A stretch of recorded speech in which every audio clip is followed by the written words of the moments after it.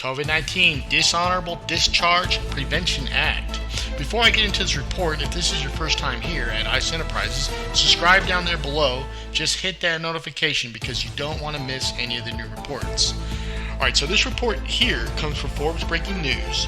Senator Roger Marshall from Kansas, who's also a doctor, has a bill that he's proposing to protect servicemen and women who opt not to take the vaccine, the COVID-19 vaccine, that is. Apparently, from my understanding, you receive a dishonorable discharge, which is absolutely ridiculous. So I'm totally in favor of this bill. So here's my thoughts.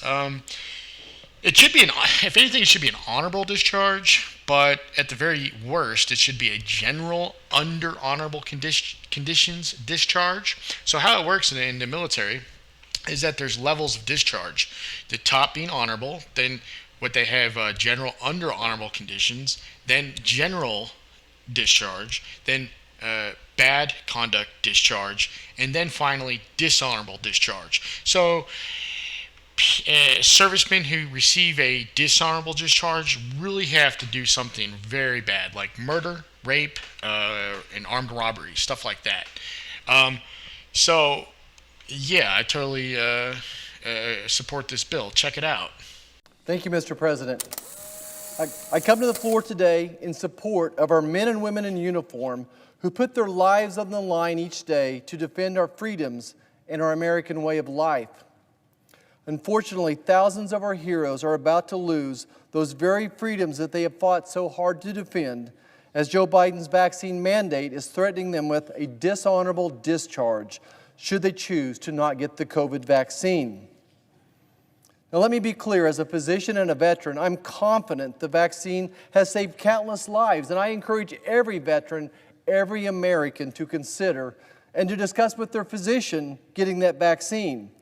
I believe vaccinating our service members, though, against the COVID-19 is such a very, very important effort. But deep down inside, I'm still this real doctor from Great Bend, Kansas, and I believe in the sanctity of the physician-patient relationship and that every one of our situations is unique. A soldier's clinical history is unique. There are pros and cons, there's risk and benefits of taking this vaccine. And each of our soldiers all are using common sense, the common sense that God has given them, and I respect their decisions. This administration should too. Right now, thousands of our service members are not vaccinated. When it comes to our guardsmen and women in Kansas, only 58% are fully or partially vaccinated, a number I'm confident would hold true across the remainder of the country. Unfortunately, the policy out of the White House says that one size has to fit all, that there is no exception, even though we know that natural immunity to COVID is the same as, if not more powerful, than the vaccine. We've never asked people, especially military folks, to get a vaccine for a virus they're already immune to or a virus that doesn't affect them. It just doesn't make sense. Because of Joe Biden's vaccine mandate, thousands of American heroes are going to be separated from the service, and they're going to perhaps be given a dishonorable discharge. Mr. President, I want to make sure this body and the American people understand exactly what the significance of a dishonorable discharge is.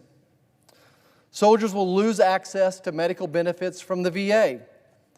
They'll lose access to home loans from the VA. They'll lose access to the GI Bill for further education. They'll potentially lose their right to vote in some states. They'll lose their Second Amendment rights and access to ammunition. They'll lose military funeral honors. They'll lose the ability to re-enlist in another branch of military. And they'll have an extremely difficult time finding employment. Getting a dishonorable discharge may be the worst check mark you can get in your life. Truly a scarlet letter. All right, there you go. GOP congressmen and women stepping up. From ICE Enterprises, I'm ICE. Have a great night. Before you go, when you get a chance, check out my new documentary, my first one ever made, titled Space Force. Appreciate it.